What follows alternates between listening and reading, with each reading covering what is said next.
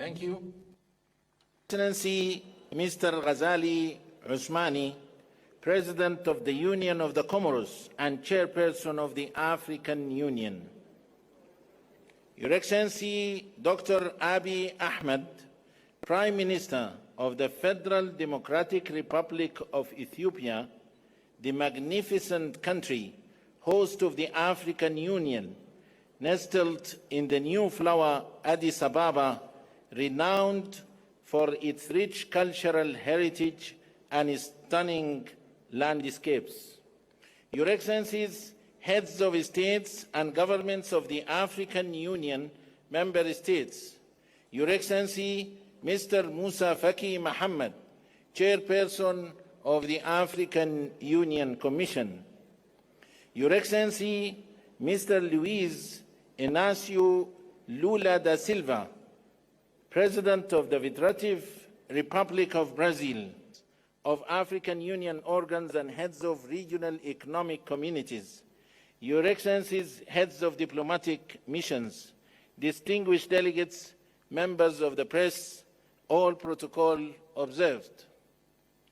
Today, as we gather in this presidential assembly, we are deeply saddened by the great loss of an African leader, the President of Namibia, and in honor of his memory and his dedicated service to his country and to our continent, I kindly ask you to observe a minute of silence.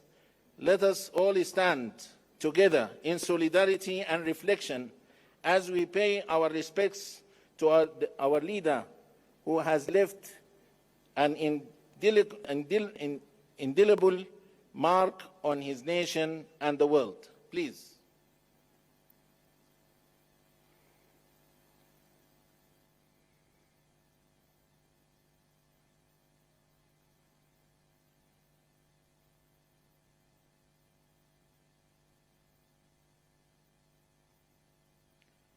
I thank you.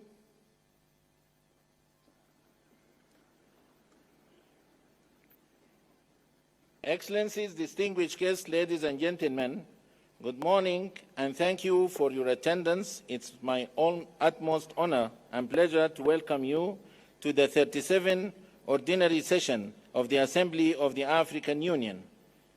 Let me congratulate our Excellencies for their dedication and in advancing the noble vision outlined in Agenda 2063, reaffirming our collective pursuit of the Africa we want. Together, we aspire towards an integrated, prosperous, and peaceful Africa, driven by its own citizens, representing a dynamic force in the international arena, guided by the principles of regional economic integration and visionary political leadership.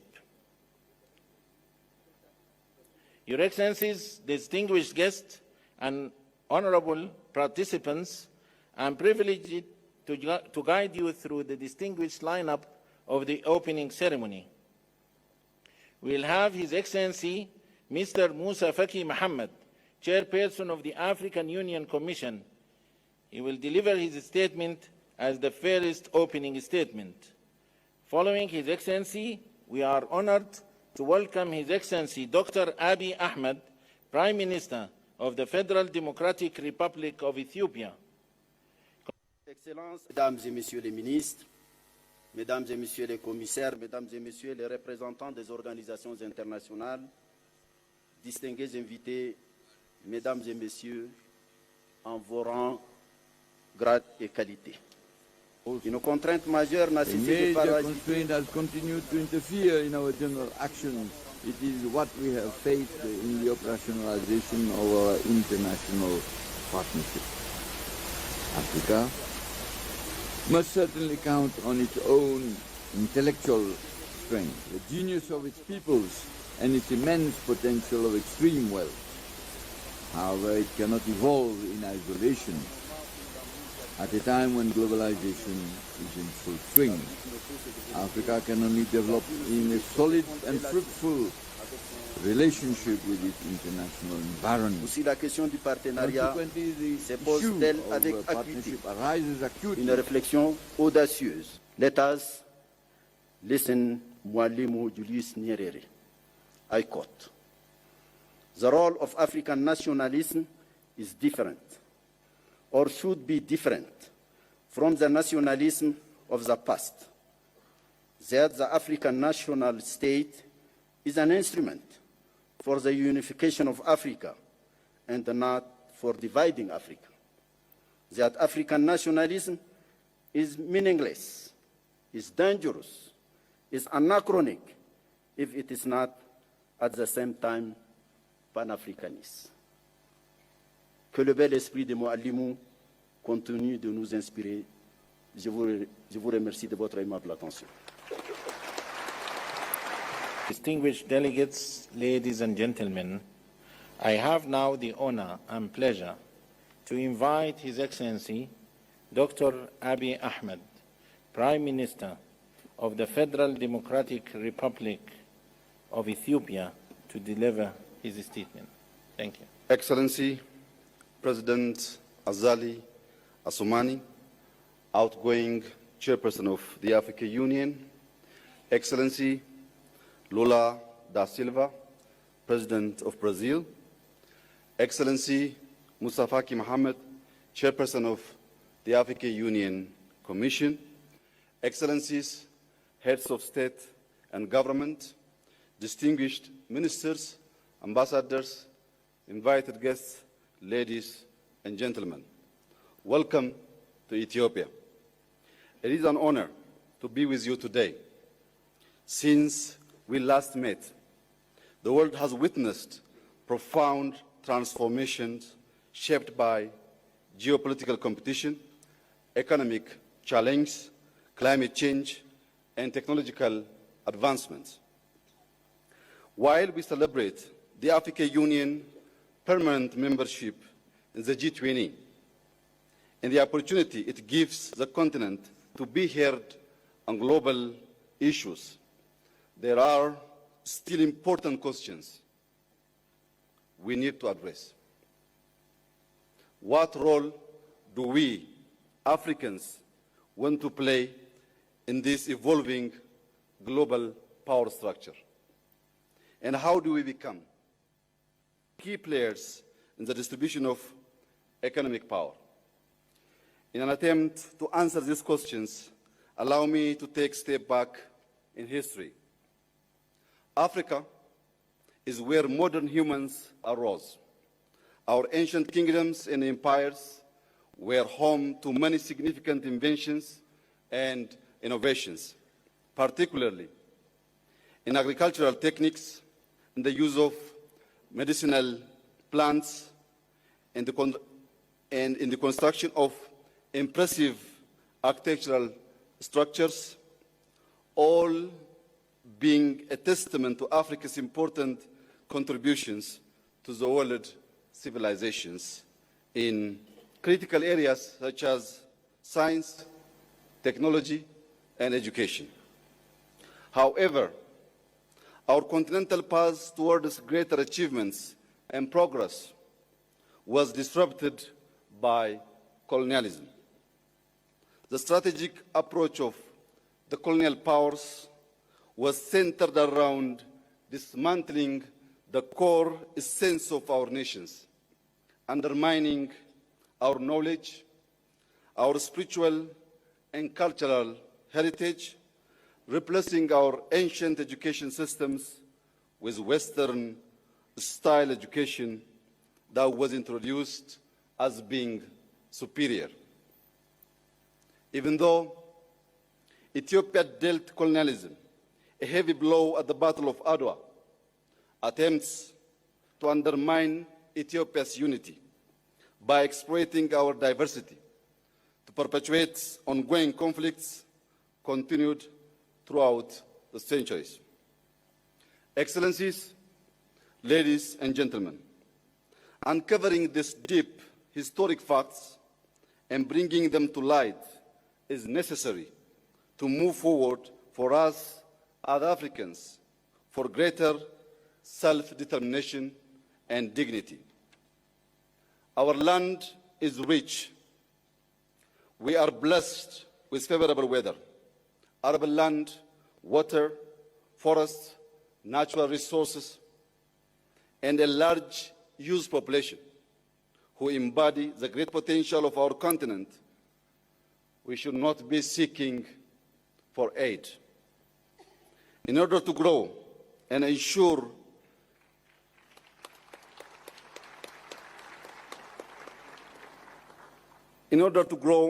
sustainable development, education is key. In the last 5 years, Ethiopia has made significant progress towards universal access to education. We have built over 30,000 kindergartens and primary schools.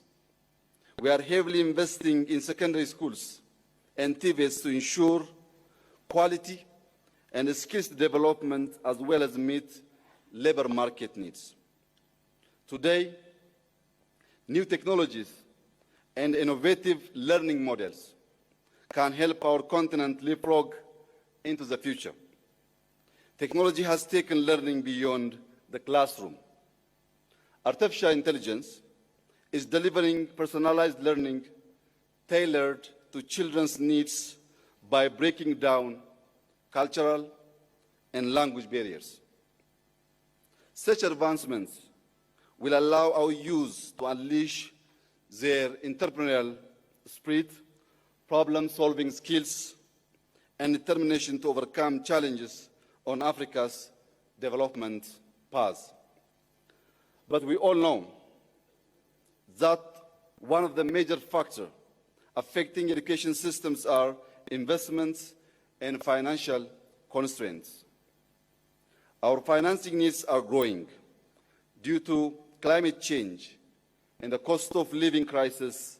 Among others, debt is a burden. Inequalities in the international financial architecture makes access to finance inadequate and expensive. The world needs to internalize the fact that the population projection of Africa in 2015 is 2.5 billion people, making us the most populous continent in the world. Africa's rise should be important to the entire world. We need to grow. We need to build infrastructure, assure food security, strengthen our health and education systems, and create jobs. All of this requires long-term financing. While I renew my call to all major financial agencies to consider the realities of today's world, and particularly for middle and low-income countries, allow me to draw your attention on some of the opportunities our continent has for the Africa we all want. First comes Africa's thriving digital economy.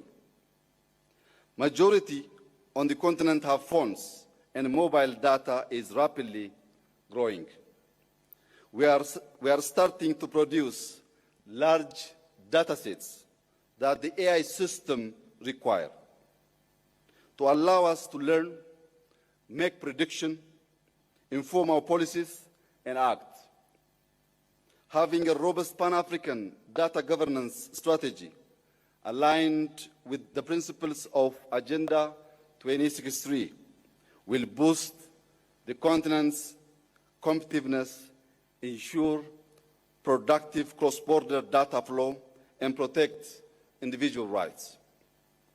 In addition, increasing infrastructure connectivity between our countries by building roads, airports, ports, rail networks, pipelines, and communication networks will link communities, increase trade, and enable economic integration.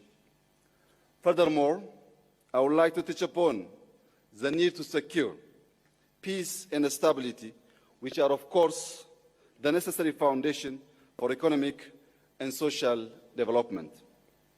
Ethiopia firmly believes that regional and continental integration is essential to diversify our economies, ensure peaceful coexistence amongst neighbors, and work together for our common growth. Africa needs strong regional and continental platforms where national development challenges from a geographical, logistics, and security perspective are taken into consideration. All of us here gathered today need to embrace the complexity of the world we live in and have critical debates to bring about creative but yet pragmatic solutions that will lead us to the transformation for Africa to prosper. I conclude by thanking our outgoing chairperson, President Azali Assoumani, for his leadership and for representing our organization on the global stage. Allow me to also warmly congratulate our new chairperson, wishing him success during his tenure. I wish you all a fruitful summit, a fruitful stay in your second home, and God bless Ethiopia, God bless Africa. I thank you.